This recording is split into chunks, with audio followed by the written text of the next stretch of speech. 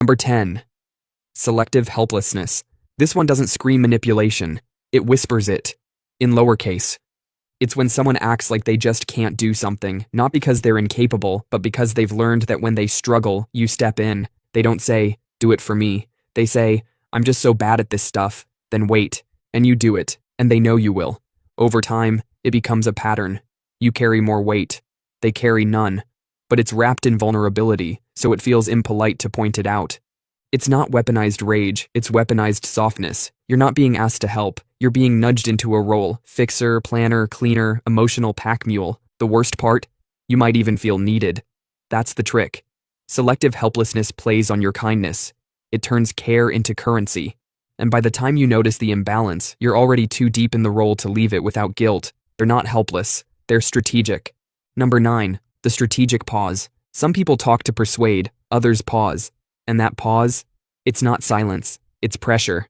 They go quiet right after you set a boundary, or ask a question, or say something they didn't like. Not in anger, just stillness.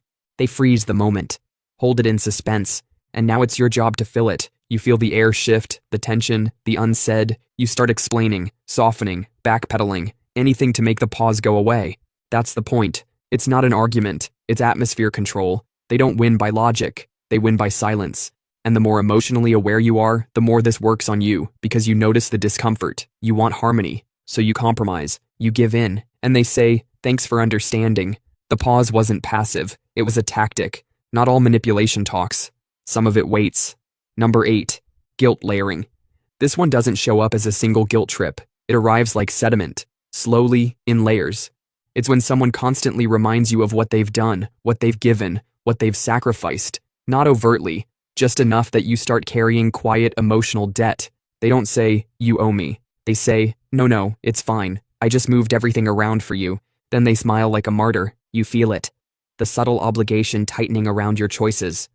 Over time, your yes stops feeling like a decision. It starts feeling like a repayment. What makes guilt layering so effective is how reasonable it seems. They don't ask for anything, technically, but their presence starts to feel like a balance sheet, and you're always a little overdrawn.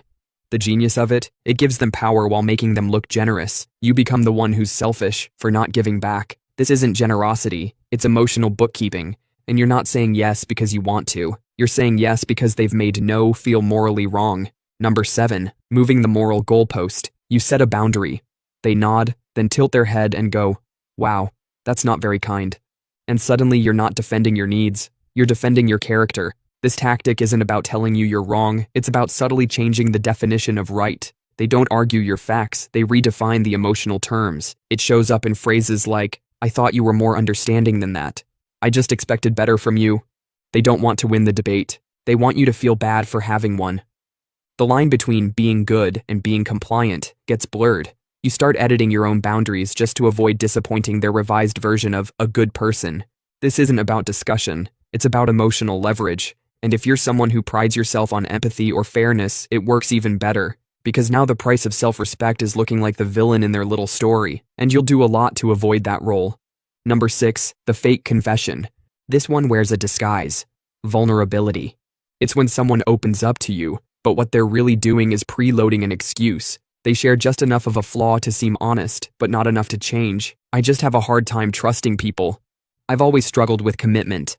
I tend to lash out when I feel cornered." Sounds self-aware, feels intimate, but it's not an apology, it's a pre-narrative. Now when the bad behavior shows up, it's not shocking, it's tragic. You knew they were broken.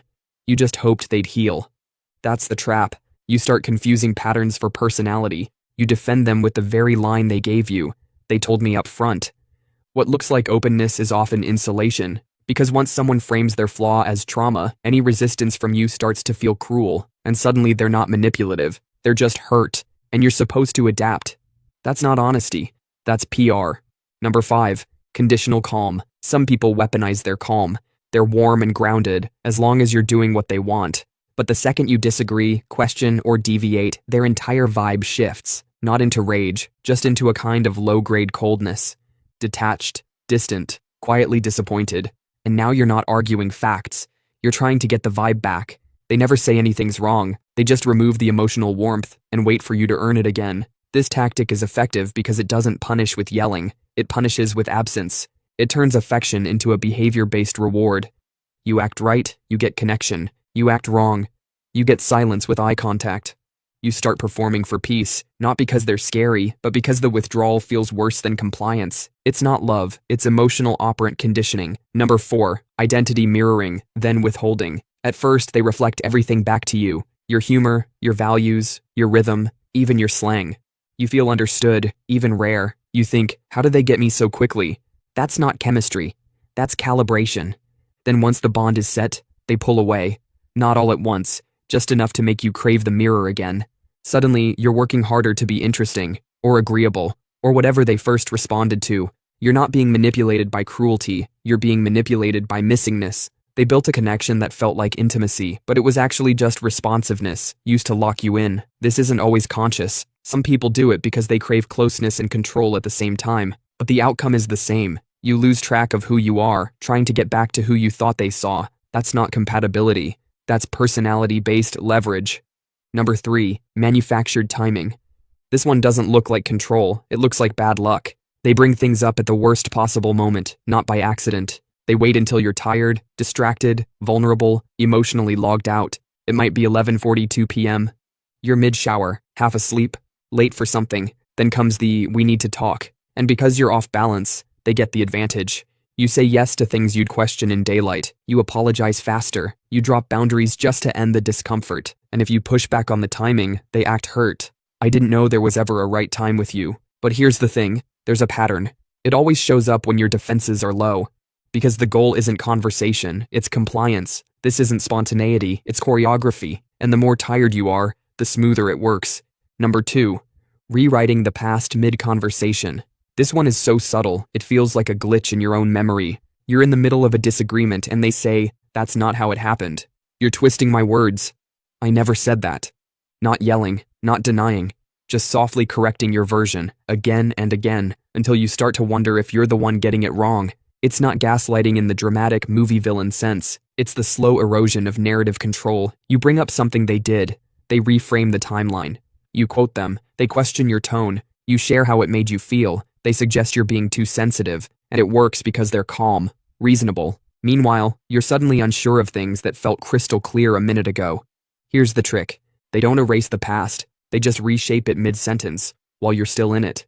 And by the time the conversation ends, you're not even sure what it was about. If someone keeps walking away from a conflict looking innocent, and you keep walking away confused, that's not resolution, that's revision. Number 1, emotional reciprocation with delay. This is one of the most effective manipulation tools because it never looks like a tactic. They give you affection, support, connection, but not consistently, just enough to keep you hoping, just long enough to keep you waiting.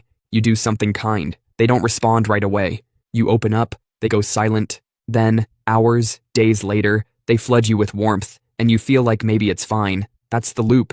It's called intermittent reinforcement, the same system that makes slot machines addictive. Unpredictable rewards create stronger attachment than consistent ones, and emotional manipulators know this, consciously or not. What they're really doing is training you to chase, to please, to tolerate uncertainty.